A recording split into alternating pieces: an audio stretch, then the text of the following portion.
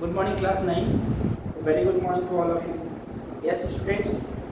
Today we are going to discuss the topic. The topic name is the Nazi and world view. Yes, आज हम लोग जो पढ़ने जा रहे हैं that is the Nazi and the world view. That means नाजियों का जो वैश्विक दृष्टिकोण था उसे आज हम डिस्कस करेंगे. इसके जस्ट पहले जैसा कि आप सबने पढ़ा था Hitler's the rise of power. Yes, हमने जाना था कैसे हिटलर ने अपने पावर को बढ़ाया था, उसने कौन कौन से कदम उठाए थे, कैसे वो एक आम इंसान से इतने बड़े डिक्टेटरशिप का जो नेम है उसने गेन किया था. इतना ही नहीं, कैसे वो पहले किसी ऑर्गेनाइजेशन से जुड़ा, फिर पॉलिटिक्स से जुड़ा, पॉलिटिक्स से जुड़कर उसने एक अपना संगठन बनाया, फिर फाइनली उसे चांसलरशिप का जो है वो ऑफर आया, अपॉर्चुनिटी मिला और फाइनली वो हिटलर जो है आगे सक्सेस किया. लाइफ में इन सब चीज़ों के बारे में हमने पढ़ा था. फिर हमने पढ़ा था द डिस्ट्रक्शन ऑफ डेमोक्रेसी. इसमें भी बहुत सारी चीज़ें जो थी जिसे हिटलर से हमने देखा था, जहाँ था कैसे डेमोक्रेसी जो है वो वहाँ की पतन की ओर, अंत की ओर चली गई थी. और इसमें बहुत सारी चीज़ें डिस्कस की. फिर उसके बाद से हमने पढ़ा था रिकंस्ट्रक्शन, कहीं ना कहीं पुनर्निर्माण, जो कि जर्मनी को वापस उसके ट्रैक पर आता हुआ दिखाई दिया था इस टॉपिक में. आज हमका जो टॉपिक है वो है the Nazi world view. The नाजियों की जो वैश्विक दृष्टिकोण है उसके बारे में हम बेसिकली डिस्कस करेंगे. फिर आएंगे establishment of the racial state. हाँ, अब इसके बाद बात करते हैं establishment of the racial state. That means the कहीं ना कहीं नस्लीवाद राज्य की स्थापना. अगर आप इसको बात करें नस्लवाद, तो कहीं ना कहीं नाजी और हिटलर जो ये लोग थे इनसे कहीं ना कहीं नस्लीवाद का बहुत गहरा संबंध था. ये हम आगे जब इस टॉपिक में आएंगे तो पढ़ेंगे कैसे एस्टेब्लिशमेंट हुआ था किसका, रेशियल स्टेट का. दैट मीन्स द नस्लीवाद राज्य का स्थापना हुआ था. और फाइनली आज हम डिस्कस करेंगे द रेशियल यूटोपिया. राइट, ये भी एक टॉपिक है आज के पढ़ेंगे. तो स्टार्ट करते हैं. सबसे पहले हम point number 3 that is the Nazi and the world view. नाजियों का वैश्विक दृष्टिकोण क्या था इसके बारे में देखते हैं. सबसे पहले कहता है the crimes that Nazi committed were linked to a system that believe and set of the practices.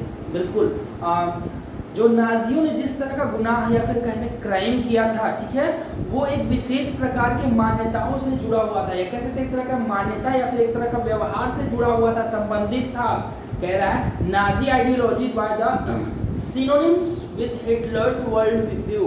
हाँ, नाजियों की जो विचारधारा थी कहीं ना कहीं हिटलर का जो वैश्विक दृष्टिकोण था उससे बहुत हद तक मेल खाता था, उसका पर्याय था कह सकते हैं हम.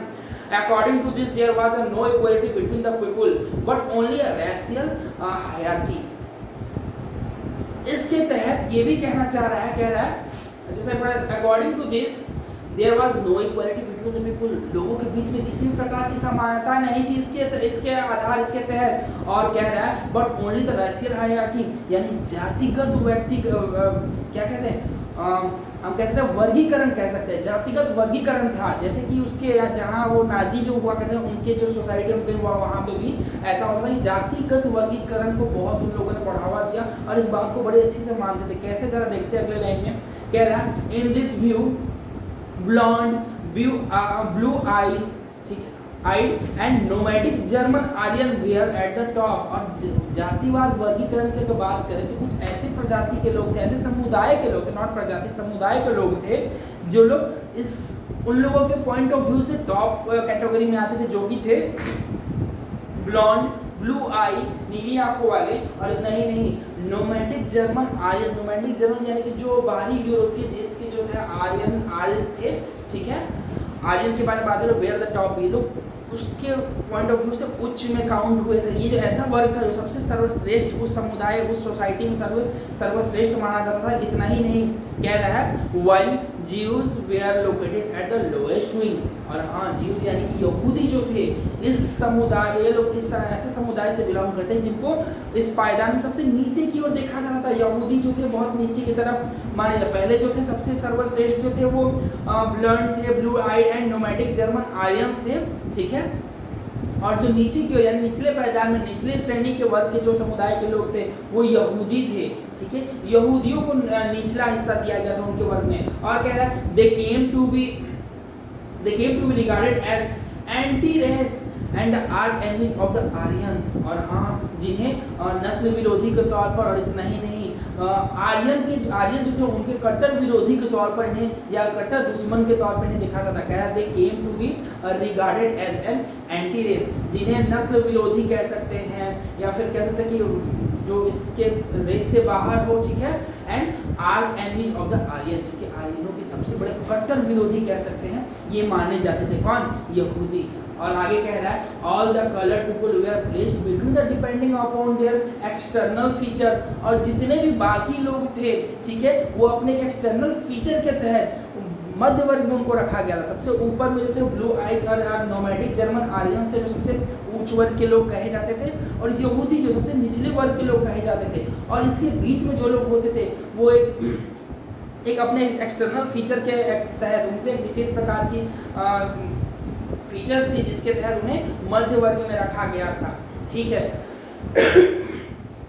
कह रहा है all other coloured people they were placed in the between depending upon their external features. ठीक है, आगे Hitler's racism borrowed from the thinkers like Charles Darwin and Herbert Spencer. हाँ, जो हिटलर्स था उसका कहीं ना कहीं ये मानना था, या फिर ये कह सकते हैं कि हिटलर्स का जातिवाद था वो कहीं ना कहीं इस चीज़ से इनकी विचार से मैच करती थी, जो कि चार्ल्स डार्विन थे और जो हर्बर्ट स्पेंसर थे उनसे कहीं ना कहीं इसकी विचारधारा जो है मैच करती थी जातिवाद का। और आगे कहता है Darwin was the natural scientist who tried to explain the certain of plants and कह रहा है जो डार्विन जो थे जिसके साथ वो हिटलर का जो विचारधारा बहुत हद तक मैच करता था, जो कि जातिवाद को लेके था, वो उनका कहना था, कह रहा है Darwin was the natural scientist, ये प्राकृतिक वैज्ञानिक थे जो चार्ल्स डार्विन थे, who tried to explain the creation of plant and animal, जिन्होंने प्लांट और एनिमल के क्रिएशन को कहीं ना कहीं डेवलप किया, उन्होंने बताया, उसको एक्सप्लेन करने की कोशिश की। और इतना ही नहीं, कह रहा through the concept of the evolution and natural selection के तहत उन लोगों ने उन्होंने यानी जो साइंटिस्ट थे उन्होंने किस चीज़ को बताया? कह रहा Darwin was the natural scientist who tried to explain the creation of plant and animal. उन्होंने creation and plant and animal के बारे में एक्सप्लेन किया, कैसे इसका क्रिएशन हुआ है, थ्रू द किसके through the concept of the evolution and the natural selection. Yes, Herbert Spencer जो थे later added the idea of survival of the fittest. हाँ, हर्बर्ट ने भी एक तरह का आइडिया बाद में उसमें ऐड कर दिया, जैसे कि डार्विन ने तो एक अलग प्रकार की थ्योरी दी, उसे एक्सप्लेन किया कैसे जो एनिमल और प्लांट्स है वो क्रिएशन के बारे में उन्होंने दिया, लेकिन आगे चलकर जो हर्बर्ट स्पेंसर थे इन्होंने एक आइडिया ऐड किया। वो आइडिया क्या था? That is the survival of the fittest, यानी कि कैसे आप योग्य रह के कहीं किसी सोसाइटी में सर्वाइव कर सकते हो। कह रहा है Herbert Spencer later added the idea of survival and fittest according to this idea. इस आइडिया के तहत जो हर्बर्ट ने ये आइडिया दिया था, इस आइडिया के तहत कह रहा है only those species survive on the earth that could adapt themselves to changing climate condition. हाँ, वैसे व्यक्ति इस अर्थ पे सर्वाइव कर सकते हैं, इनके स्टोरी के तहत, थ्योरी के तहत वैसे लोग सर्वाइव कर सकते हैं जो वेदर चेंजिंग के अकॉर्डिंग अपने आप को ढाल लें, वही लोग इस अर्थ पे सर्वाइव कर सकते हैं, अदरवाइज बाकियों के लिए बहुत मुश्किल हो जाएगा। तो आगे कहता है we should bear in mind that Darwin never advocate human intervention in what the thought was purely natural process of selection. लेकिन इसके ठीक दूसरे माध्यम से दूसरे शब्दों में कहें तो कह रहा है यहाँ पे हर्बर्ट स्पेनर तो बाद में ये आइडिया ऐड किया कि जो लोग इन्वायरमेंट के अकॉर्डिंग बदलना जानते हैं वही इस अर्थ पे सर्वाइव कर सकते हैं, इस पृथ्वी पे सर्वाइव कर सकते हैं। इसके साथ साथ कह रहा है we should bear in mind that Darwin never advocate. हाँ, जो डार्विन, हमें इस बात का भी माइंड में ध्यान रखना चाहिए, जो चार्ल्स डार्विन थे उन्होंने कभी भी इस चीज़ की वकालत नहीं की ह्यूमन इंटरवेंशन, यानी कि ह्यूमन हस्तक्षेप, मानवीय हस्तक्षेप के बारे में उन्होंने कभी भी इस चीज़ की वकालत नहीं की कि मानवों के किसी काम में या फिर उनके तहत हस्तक्षेप करना चाहिए, हमें ये काम ये सोचना था डार्विन का। और ही thought that was purely natural process of selection, और वो पूरी तरह से प्राकृतिक सिलेक्शन पर निर्भर थे। वो जानते थे किसी भी तरह का प्राकृतिक सिलेक्शन ही सबसे सर्वश्रेष्ठ होता है, किसी भी तरह का मानव हस्तक्षेप जो है वो सही नहीं है। उन्होंने इस चीज़ का वकालत कभी नहीं की, उन्होंने इसका विरोध किया है। या फिर ये कह सकते हैं उन्होंने इसका कभी भी वकालत नहीं किया और इसके फेवर में कभी भी नहीं रहे थे, जो कि ह्यूमन इंटरवेंशन जो कह रहा है, इंटरवेंशन। आगे कह रहा है however his idea were used to resist thinker and politician to justify imperial rule of conquer the people। हाँ, इसके बाद कह रहा है इनके जो आइडियाज थे कहीं ना कहीं वो आगे चल के बहुत ही काम है। कैसे कह रहा है, his idea were used to, हाँ, इनके आइडिया को जातिवाद के प्रमोशन के लिए कहीं ना कहीं इस्तेमाल किया गया। और किसने किया? Thinkers and politician to justify imperial rule. हाँ, इंपीरियल रूल को जस्टिफाई करने के लिए जो डार्विन थे, इनके आइडिया और किस चीज़ को, जातिवाद को, रेसिस्ट को बढ़ावा देने के लिए अक्सर पॉलिटिशियन इस्तेमाल करते थे। कह रहा है his idea were used by the thinkers यानी कि जो विचारवादी थे, ठीक है, thinkers and politician to justify imperial rule over the control the people. कैसे पीपल को जीता जा सकता है, ठीक है, इस चीज़ को लेकर कहीं ना कहीं जातिवाद का इंटरफेरेंस यहाँ के थिंकर्स जो थे, पॉलिटिशियंस, तो उन लोगों ने इस चीज़ को अडॉप्ट किया, माना। और इतना ही आगे कह रहा था, Nazi argument was simple, the strong race would survive and the weak one would perish. हाँ, अब एक सिंपल सा आसान एक यहाँ पे स्टेटमेंट उसके समझ सकते हैं। नाजियों का कहना था, कह रहा था नाजी आर्गुमेंट बहुत सिंपल, नाजी आर्गुमेंट जो था बहुत सिंपल था। नाजियों का सिर्फ इतना कहना था, the strongest race would survive. हाँ, जो रेस में सबसे स्ट्रॉन्गेस्ट होगा वो सर्वाइव करेगा। और आगे कह रहा है, the weaker one would press, मतलब जो कमजोर रहेगा वो मारा जाएगा या फिर बेदखल कर दिया जाएगा। हाँ, अगर इस सोसाइटी में जो सबसे स्ट्रॉन्ग तबके के लोग होते हैं, चाहे वो मेंटली, फिजिकली या फिर किसी अदर वे में स्ट्रॉन्ग होंगे, वो इस यहाँ के लाइफ के रेस में सर्वाइव कर पाएंगे। और जो कमजोर होंगे उसे मार दिया जाएगा या फिर बाहर कर दिया जाएगा। ये नाजियों का कहना था। नाजी हमेशा इस तरह के थॉट जो अपने माइंड में रखते थे। The Aryan race was the finest, it had to retain the purity, become stronger and domain the world. और आर्यनों का जो था वो कहीं ना कहीं वर्चस्व बढ़ा और आगे चलकर उन्होंने वर्ल्ड पे डोमेन करना स्टार्ट कर दिया, डोमिनेट द वर्ल्ड, डोमिनेट किया। The other aspect of the Hitler ideology related to the geopolitical concept of the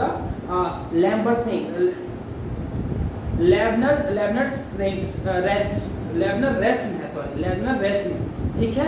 अब एक और जो आयाम देखते हैं जो कि नाजी हिटलर की अगर बात करें तो one another aspect of the Hitler ideology, Hitler का एक और विचारधारा है जिसके ऊपर अगर हम बात करें, उसका एक और आयाम है। वो क्या है? रिलेटेड टू द जियोपॉलिटिकल, यानी भू राजनीतिक। हाँ, हिटलर की जो विचारधारा थी कहीं ना कहीं एक भू राजनीतिक तौर पे भी मेल खाती थी। कॉन्सेप्ट ऑफ द लेबनर्स रैम कहते हैं, और लिविंग स्पेस एक तरह का जगह है, ठीक है, उससे कहीं ना कहीं भू राजनीतिक लिविंग स्पेस जो है उससे मैच खाता था। कैसे जरा देखते हैं। कह रहा है, he believe that the new territory had to be acquired to the for the settlements. अब बात सामने आ रही है। कह रहा है, हिटलर का जो मानना था वो कहता था कि सेटलमेंट के न्यू टेरिटरी को एक्वायर करना बहुत ज़रूरी है। अब मैंने आपको लास्ट क्लास में हिटलर की सारी स्टोरी बताई थी, कैसे हिटलर एक आम इंसान से आगे बढ़ता गया, फाइनली वो इतने ऊपर तक पहुंचा, एपेक्स लेवल तक पहुंचा। इसके पीछे की स्टोरी मैंने आप लोगों को बताई थी। यहाँ भी एक साधारण से उदाहरण के तौर पर समझ सकते हैं, स्टेटमेंट समझ सकते हैं। कह रहा है, he believe that the new territories had to be acquired for settlement. हाँ, कहीं ना कहीं न्यू टेरिटरी का एक्वायरमेंट बहुत जरूरी है सेटलमेंट के लिए। This would enhance the era of the mother country while stabling the settlers who new land retain intimate link with the place with the origin. कह रहा है कि कहीं ना कहीं न्यू टेरिटरी को एक्वायर करना बहुत ही जरूरी है। इससे कहीं ना कहीं आपको जो मदर लैंड यानी जो आपका लैंड है उसमें उसको आप इनहेंस कर सकते हैं। ऑब्वियस सी बात है, अगर आपका किसी पर्टिकुलर प्लेस पे रहते हैं, आपका जो सर्कल है या फिर कहते हैं आपका आप जिस कंट्री से बिलोंग करते हो, अगर उसको आप कहीं ना कहीं अदर टेरिटरी जो है उसको एक्वायर कर लोगे तो कहीं ना कहीं आपका जो है पावर और जो ये सब देखने को मिलता है, और आप ज़्यादा कहीं ना कहीं बहुत ज़्यादा आपको डोमिनेशन जो है, डोमिनेशन पर आपकी बढ़ जाएगी। और इतना ही नहीं, आगे कहता है, this would enhance the area of mother country while enabling the settler और न्यू लैंड और retain intimate link with the place of their origin. It would also enhance the material resources and power of the German resources। कह रहा है इतना ही नहीं, और इससे ये फायदा होगा कि कहीं ना कहीं जो रिसोर्सेज हैं, मटेरियल रिसोर्सेज हैं, ठीक है, उसको ये बढ़ावा देगा, इनहेंस करेगा। And power of the German nation का जो शक्ति है कहीं ना कहीं बढ़ेगा। अगर जर्मनी किसी पर्टिकुलर प्लेस का नाम है, पर्टिकुलर कंट्री का नाम है, अगर उसको हम बढ़ा कर अगल बगल के टेरिटरी अपने मिला लें, कहीं ना कहीं जर्मनी की पावर में बढ़ेगी और साथ साथ इसके साथ साथ रिसोर्सेज है वो भी कहीं ना कहीं हमारे फेवर में होंगे। जितने भी मेटेरियल रिसोर्सेज हैं वो हमें मिल जाएंगे, जो कि अभी किसी अदर टेरिटरी में काउंट हुआ करते थे। इसलिए हिटलर ने इस चीज़ को प्रमोट किया कि अपने दूसरे टेरिटरी को आपस में मिलाकर अपने कंट्री और अपने कंट्री के पावर को एक्सपेंड करना जाना उसने कह रहा है। Hitler initiated the external German boundaries bye moving the eastward. बात आगे कह रहा है हिटलर जो है उसने intended the extend Germany boundary, उसने जर्मनी की बाउंड्री को पूर्व की तरफ एक्सटेंड करना स्टार्ट कर दिया भावी तरीके से, नहीं यार किसी सरल तरीके, भावी तरीके से। German boundary by moving the eastward to concentrate all German geographically in one place. वो चाहता था कि जर्मनी की जो है जियोग्राफिक भौगोलिक क्षेत्र स्थिति उसे और बढ़ाकर और पूर्व की तरफ उसे एक्सपेंड किया जाए। हिटलर ने कहीं ना कहीं विस्तारवाद को, हिंदी में कहें तो विस्तारवाद को प्रमोट करता था, ठीक है। इतना ही नहीं कह रहा, Poland become the laboratory of the first experimentation. हाँ, और पोलैंड सबसे पहला इसका जगह बना, लैबोरेटरी इन द सेंस कि वो इसका शोध का सबसे पहला जरिया जो है वो कहीं ना कहीं पोलैंड बना था। तो कह सकते हैं कि हिटलर का आइडियोलॉजी थी जो कहीं ना कहीं इस चीज़ को प्रमोट करती थी कि जितने भी टेरिटरी हैं आसपास के उसको कॉन्कोर करके उसे आपस में मिला लो, ताकि जो मेरा एरिया हो बड़ा हो और कहीं ना कहीं ज़्यादा प्लेस पे डोमिनेशन हमारा जो है डोमिनेशन पावर बढ़ जाए और हम जितने भी रिसोर्सेज हैं उसे हम ऑब्जर्व करके कहीं ना कहीं उसका हम यूटिलाइज कर सकते हैं। तो इसको ये हिटलर का थॉट था, ठीक है। आगे आते हैं, क्या है establishment of the racial state. अब हम एस्टेब्लिशमेंट की बात करते हैं। नस्लीवाद जो था हिटलर के साथ बहुत बड़े पैमाने पे जुड़ा हुआ था। कैसे इस टॉपिक में समझने, कह रहा है नस्लीवाद राज्य की स्थापना। अब इस राज्य की स्थापना में ऐसा क्या था, जरा इसे देखते हैं। Once in power the Nazi quickly begin to implement their dream to creating an exclusive racial community to pure German by physically eliminating all those who have seen as undesirable in the extended empire। हाँ, अब यहाँ बहुत बड़ी बात कर रहे हैं। अगर यहाँ बात करते हैं हम रेशियल स्टेट की बात करते हैं, नस्लीवाद राज्य की स्थापना करते हैं, तो पहले लाइन में ही कह रहा है वंस इन पावर, जब वो पावर में थे, the Nazi quickly begin to implement the dream. हाँ, उनका तो सपना था, नाजियों का सपना था। वो क्या सपना था, वो अपने सपने को पूरा करने के पीछे लग गया। कह रहा है creating an exclusive racial community. हाँ, उनका मतलब था कि एक एक्सक्लूसिव रेशियल कम्युनिटी को क्रिएट करना, एक तरह का कह सकते हैं जातिगत कम्युनिटी को क्रिएट करना अपने साम्राज्य में, ठीक है। उससे क्या होगा, of pure German by physically eliminating of those, और जिसमें प्योर जर्मनी जो लोग प्योर जर्मनी होंगे, जर्मन से बिलोंग करते हैं, वैसे लोगों का एक खास समुदाय क्रिएट करना, ताकि हम लोग जो है एक नए तरह का समाज का निर्माण कर सकें। और इतना ही नहीं, आगे कह रहा है German by physically eliminating all those who have seen and undesirable, और बाकी लोगों को हटा देना अपने समाज से जो कि अनुपयुक्त हैं, कह सकते हैं जो कि सही नहीं है, अनुपयुक्त हैं।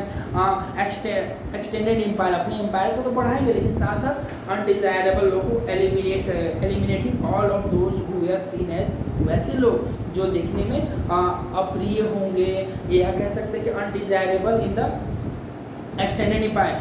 Nazi wanted only a society of pure and healthy Nordic Aryans। अच्छा, नाजियों का कहना था कि वो चाहते थे कि हमारे समाज में सिर्फ वैसे लोग रहें जो कि प्योर हैं, यानी कि पवित्र हैं, शुद्ध हो, ठीक है। And healthy Nordic Aryan. Nordic Aryan का मतलब होता है उत्तरी यूरोप देश, नॉर्डिक उत्तरी यूरोप देश को बोलते हैं, जो उत्तरी यूरोपीय देश से जो आर्यन बिलोंग करते हैं, सिर्फ वैसे लोग, और वो लोग जो प्योर यानी शुद्ध हैं, वैसे लोग यानी कि हाई प्रोफाइल हाई कम्युनिटी के लोग, जो उन लोगों को मिलाकर अपना एक सोसाइटी बनाना, अपना एक राष्ट्र का निर्माण करना, ये नाजी का सपना था, उनका ये ऐसा सोच था, ठीक है। Only they were seen as worthy and prospering and multiplying against all other who were classed as undesirable। हाँ, सिर्फ वही लोग यानी कि pure and healthiest Nordic Aryan की बात कर, नॉर्डिक आर्यंस के बारे में बात कर रहा है। सिर्फ वो लोग ही एक है जो कि प्योर हैं और सही हमारे सोसाइटी के लिए। इसके बदले में जितने भी अप्रिय लोग यानी अनडिजायरेबल लोग हैं उनको इस समाज से बाहर कर देना, ठीक है, और उन्हें इस फलता फूलता समाज का हिस्सा ना बनाना, ये नाजियों का पहला मोटो था। आगे कह रहा है this mean that even though German who are seen as impure और abnormal have no right to exist. बिल्कुल सही कह रहा है। इसका मतलब ये हुआ कि नाजियों का कहना था जो लोग या फिर वैसे लोग जो लोग इम्प्योर दिखते होंगे, और इतना ही नहीं कह रहा है इम्प्योर और एबनॉर्मल दिखते होंगे, उन्हें यहाँ रहने का कोई अधिकार नहीं है, ठीक है। Under who are seen as impure under the Euthanasia, under the euthanasia program, Helmut Father along with the other Nazi officials had to commanded to death and German who were considered mentally or physically unfit। कह सकते हैं कि इथुनीसिया programme के तहत Helmut के जो father थे और उसके साथ साथ कई लोग को नाजियों ने क्या किया था, और ऑफिशियल्स जो थे उन्हें घोषित कर दिया था कि उनकी मृत्यु कर दिया, उन्हें मार दिया जाए, ठीक है। Correct condemned to death many German who were considered mentally और physically unfit। जो लोग mentally और physically unfit थे, जिसमें हेलमुट के फादर भी इंक्लूड थे, नाजियों ने ये आदेश दे दिया कि वैसे लोगों को खत्म कर दिया जाए, मार दिया जाए, जो कि हमारे सोसाइटी के लिए, हमारे समाज के लिए, हमारे कंट्री के लिए किसी भी मायने में सही नहीं है। चाहे वो फिजिकली अनफिट हो या मेंटली अनफिट हो, वैसे लोगों को नाजियों ने मारने का आदेश दे दिया। उसमें हेलमुट के फादर भी इंक्लूड थे। Jews were not only the community classified as undesirable, सिर्फ यहूदी ही नहीं थे जो कि अनडिजायरेबल कम्युनिटी से बिलोंग करते थे। देयर वेयर अदर्स, और भी लोग थे जो इस तरह की कम्युनिटी से बिलोंग करते जिसे नाजियों को पसंद, जिसे नाजी बिल्कुल भी पसंद नहीं करते थे। सिर्फ यहूदी नहीं था, और कौन थे देखते हैं। कह रहा है many gypsies and black living in Nazi Germany were considered as racial inferior who threatened the biological purity of the superior Aryan race। सिर्फ यहूदी नहीं थे जो इस कैटेगरी में आते थे, यानी कि कह सकते हैं अनडिजायरेबल कैटेगरी में। उसके साथ और भी बहुत लोग थे, जैसे कि एग्जांपल है many gypsies and black living in Nazi Germany. हाँ, बहुत सारे जिप्सी वर्ग के लोग थे और जो काले वर्ग ब्लैक लिविंग जो थे जर्मनी में, वे are considered as a racially inferior, जिनके वो लोग घटिया लोग साबित कर दिए गए, जो कि जातिवाद के आधार पर उनको समाज का सबसे वर्स्ट वर्ग दिखाया गया। और इतना ही नहीं कह रहा है who treated the biological purity of the superior, और उन्हें इस बात की चिंता भी सताने लगी जहाँ पे सुपीरियर आर्यंस का रेस, यानी कि सुपीरियर आर्यन जो सर्वश्रेष्ठ थे, वैसे लोग जो डिजायरेबल पर्सन काउंट होते थे, उस कंडीशन में उनका सरवाइव करना या जो है लाइवलीहुड कहीं ना कहीं कठिन दिख रहा था। इस बात को लेकर वो चिंता में आकर उनको इस बात का चिंता सताने लगा। और इतना ही नहीं, आगे कहता है दे वर वाइडली प्रोसिक्यूटेड, और उन्हें वाइडली तौर पर कहीं ना कहीं सताया जाने लगा, यातनाएं दी जाने, प्रोसिक्यूट किया जाने लगा। Even Russians and Poles were considered subhuman, और इतना ही नहीं, रशियंस जो थे एंड पोल्स, वो लोग भी सब ह्यूमन यानी अमानव के तौर पर उन्हें भी कंसीडर कर दिया गया। नाजियों का कहना था कि जितने भी नाजियों के नज़र में सिर्फ कुछ लोग थे जो कि डिजायरेबल पर्सन थे, बाकी जितने भी थे वो अनडिजायरेबल होने का एक कहीं ना कहीं कारण थे। एंड कह रहा है hence undeserving of any humanity when Germany occupied Poland and part of the Russia captured civilian were forced to work and slave labor। हाँ, इसके बाद एक और घटना हुई जो सबसे अप्रिय घटना थी। कह रहा है when Germany occupied Poland, Germany ने जब पोलैंड को ऑक्युपाइड कर लिया, तो कह रहा है and part of the Russia, कुछ रशिया के कुछ पार्ट, कुछ हिस्सों को भी उसने ऑक्युपाइड कर लिया। कह रहा है कैप्चर सिविलियंस को कैप्चर कर लिया गया। We are forced to work as a slave labour, और उन्हें लेबर के तौर पर, वो भी लेबर ऐसा लेबर नहीं, स्लेव लेबर यानी गुलामी के तौर पर उन्हें गुलाम लेबर के तौर पर उन्हें काम करने के लिए मजबूर किया गया, उन्हें गुलाम बना लिया गया वहाँ के जितने भी सिविलियंस थे। और उनके साथ कह रहे हैं many of them died simply through the hard work of the starvation. और हाँ, बहुत सारे उसमें ऐसे गुलाम थे जो कि भूखमरी के कारण अपने जान दे दी या फिर उनकी मृत्यु हो गई। ऑब्वियस सी बात है, अगर आप किसी भी सिविलियंस को गुलाम बना के रखोगे तो उसे प्रॉपर डाइट प्रोवाइड नहीं होता इस कंडीशन में। उस कंडीशन क्या होता है, स्टारवेशन जो है वो कहीं ना कहीं अपने हाई लेवल पे आता है और फाइनली लेबर जो होता है, सर्वेंट होता है, उसे उसकी डेथ हो जाती है। आगे कह रहा है Jews remained the worst suffer in Nazi Germany. हाँ, जीव जो यहूदी जो थे remain the worst sufferers in Nazi जो नाजीवाद नाजियों का जर्मनी था, उसमें यहूदियों का बहुत ही बुरा हाल था, वो बहुत मुश्किल सफर करते थे। इतना ही नहीं, कह रहा है Nazi hearted of Jews and had a prosecution in the traditional Christian hostility toward the Jews. और कहीं ना कहीं वो नाजी जो थे, एक तो यहूदियों को बहुत ही दिक्कत था उस जर्मनी में सर्वाइव करने, उनके साथ यातनाएं दी जा रही थी, और उसके साथ साथ जो नाजी थे वो कहीं ना कहीं अग्रदूती थे किसी से traditional Christian hostility toward the ज्यू। और जो नाजी थे क्रिश्चियनिटी को ज़्यादा प्रमोट करते थे। उनका कहना था कि जो लोग क्रिश्चियनिटी को फॉलो करेंगे वो हमारे साथ बने रह सकते हैं, और जो लोग क्रिश्चियनिटी को फॉलो नहीं करेंगे उनके साथ बहुत ही बुरा व्यवहार हुआ। कैसी तरह देखते हैं, कह रहा है they had been stereotyped as killer of Christ and the usurers. यानी कि कह रहे हैं कि जो लोग, ये लोग वैसे लोगों के बिल्कुल कह रहे they had been stereotypes and killers of Christ. ये लोग कहीं ना कहीं जो लोग क्रिश्चियनिटी को ना मानने वाले लोग थे उसके बहुत बड़े किलर्स थे। और इतना ही नहीं, कह रहा अस्यूजर्स मतलब कि सूदखोर जो होते हैं उसके बहुत ही कट्टर दुश्मन हुआ करते थे ये नाजी। कह रहा Until medieval time Jews were buried from the owning land। और इतना ही नहीं, मध्यकालीन में जो जितने भी यहूदी थे उनको अपनी ज़मीन अर्जित करने तक की मनाही थी, वो अपनी ज़मीन को अर्जित नहीं कर सकते थे। ठीक है, वो किसी ज़मीन के मालिक नहीं बनते यहूदी, उनके साथ कितनी यातनाएं दी गई थी। और कह रहा है they survive mainly through the trade of the money lending. और जिसके थ्रू यानी कि यहूदी जो कि कह सकते हैं पैसे का लेन देन करके कहीं ना कहीं अपनी लाइवलीहुड को सर्वाइव करते थे। ये यहूदियों का कंडीशन था जर्मनी में उस वक्त। कह रहे they live in a separately marked areas called ghettos. हाँ, और जो यहूदी थे वो किसी एक सेपरेट जगह पर रहते थे, जिस जगह पर रहते थे उसे गेटोस के नाम से जानते थे, जिसे हम हिंदी में बस्ती भी कह सकते हैं, बस्ती कह सकते हैं, या फिर एरिया, पर्टिकुलर एरिया कह सकते हैं।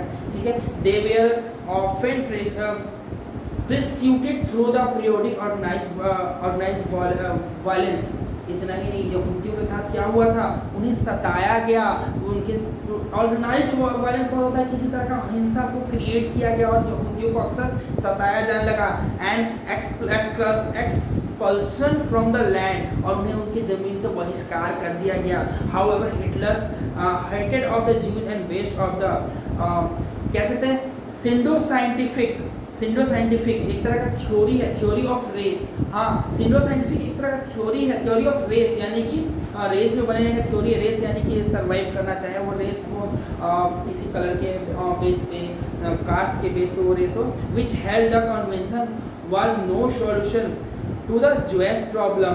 और ये एक तरह का ऐसा थ्योरी था जो कि यहूदियों के लिए किसी भी तरह का कह सकते हैं निष्कर्ष नहीं निकल सकता था। इसके तहत it could be solve only through their total elimination. और इसका यही कारण था, इस जो नियम था इसके तहत यहूदियों का कोई सॉल्यूशन नहीं था। या तो यहूदियों, इसका एक ही सॉल्यूशन था कि यहूदियों को अपने समाज से बाहर निकाल फेंको, क्योंकि आप उसको मिडाइवल पीरियड में अभी हमने पढ़ा कि उसे उन्हें लैंड ओन करने की शक्ति नहीं प्रदान की गई थी, वो अपने ज़मीन को नहीं ले सकते थे, उनके साथ इतनी सारी यातनाएं दी गई थी, उन्हें रेस में बने रहने की भी मुसीबत हो गई थी। इतना ही नहीं, तो उन्हें लोअर कास्ट के तहत ट्रीट किया जाता था। पूरी लोअर कास्ट नहीं कह सकते हैं, लोअर कम्युनिटी कह सकते हैं, not caste. Caste is not proper word for here, so हम कम्युनिटी कह सकते हैं। लोअर कम्युनिटी के तौर पर उन्हें देखा जाने लगा, उनके साथ बहुत सारे प्रॉब्लम्स हुए। और इतना ही नहीं, और भी ऐसे बहुत सारे प्रॉब्लम्स थे जो उन्हें फेस करना पड़ा अपनी लाइवलीहुड, अपने खुद को सर्वाइव करने के लिए। कह रहा है from 1933 to 1938 the Nazi terrorist prophesied कह रहा है prophesied and segregate the Jews, compelling them to leave the country। और लास्ट में क्या हुआ, सबसे दुखद घटना तो यहाँ कह रहा फ्रॉम 1933 to 1938, ये 33 से 38 की बीच की बात है। जो नाजी थे कहीं ना कहीं टेरराइज कर रहे थे उन लोगों को, हाँ आतंकित कर रहे थे। और इतना ही नहीं, टेरियोराइज्ड कह रहा और कंगाली के उन्हें कंगाल पूरी तरह से कर दिए थे, क्योंकि ज़मीन उन्हें गेन करने की किसी भी तरह की पावर छूट नहीं थी। वैसे कंडीशन में वो अपनी लाइवलीहुड को मनी लैंडिंग के थ्रू कहीं ना कहीं सर्वाइव करते, वो भी बाद में उनसे ले लिया गया और कहीं ना कहीं सेग्रीगेट कर दिया गया, उन्हें यहूदी को सबसे अलग कर दिया, compelling them to leave the country, और उन्हें इस बात के लिए कंपेलिंग किया गया कि आप इस कंट्री को छोड़ दीजिए, चले जाइए। द नेक्स्ट फेज 1939 टू 1945, अगला फेज जो है वो 39 से 45 तक का, aim to the concentrating them in a certain area and eventually killing them as a gas chamber in the Poland. और उनके ऊपर ये बात है सेकेंड फेज की, जब 1939 से 45 की बात है, aim and concentrating them aim उन पे निशाना साधा गया और उन्हें पॉइंट आउट किया गया किस चीज़ के लिए, to certain area and eventually, कुछ सर्टेन एरिया में जो वो रहते थे उन पे निशाना साधा गया, फिर उन्हें नज़र में रखा गया हम कह सकते हैं, और इवेंचुअली अंत में उन्हें मार दिया गया, killing them gas in a chamber in Poland, Poland के गैस चैम्बर में उन्हें भेज के मार दिया गया और फाइनली उनका खात्मा कर दिया गया। तो इस तरह से हम कह सकते हैं कहीं ना कहीं एस्टेब्लिशमेंट ऑफ रेशियल स्टेट, हाँ हम कैसे इतना सब कुछ यातना यहूदियों के साथ जॉयस जो थे उनके साथ इस तरह यातनाएं देने के बाद कहीं ना कहीं एक नए रेशियल स्टेट का निर्माण होना तो बनता है। नाजियों का कहना था कि सिर्फ लिमिटेड लोग जो है जिनके बारे में बताया, ब्लू आइज वाले हो गए या फिर जो नॉर्डिक जो है उन लोग जो है हमेशा अपर कम्युनिटी के लोग माने जाते थे, बाकी जितने थे यानी कि यहूदी उन्हें लोअर कम्युनिटी के माने जाते थे, और लोगों की स्किल और एबिलिटी के अकॉर्डिंग कुछ कम्युनिटीज़ को मिडिल में रखा गया था। तो कहीं ना कहीं सारी बातों को ध्यान रखते हुए ये चीज़ हम कह सकते हैं कि हाँ establishment of the radical state बहुत ही अच्छे पावरफुल तरीके से, या फिर इसका इम्पैक्ट बहुत ज़्यादा रहा था उस समय पे। यहूदियों की अगर बात करें तो उसकी तुलना में इसका इम्पैक्ट बहुत ज़्यादा था। अगला जो पॉइंट है ना रेशियल उटोपिया, ठीक है, इसके बारे में पढ़ेंगे। कह रहे हैं नस्ली कल्पना लोग कह सकते हैं, एक अलग तरह का कल्पना करना, इसमें कैसे नस्लवाद जो हमारा इस समय बहुत बढ़ चलकर एकदम टॉप पे था, उस समय नस्ली कल्पना लोग का मतलब, इसके बाद जब हम चैप्टर पढ़ेंगे समझेंगे कैसे नस्ली कल्पना की गई थी उटोपिया, ठीक है। इसके बारे में हम और डिटेल पढ़ेंगे आगे।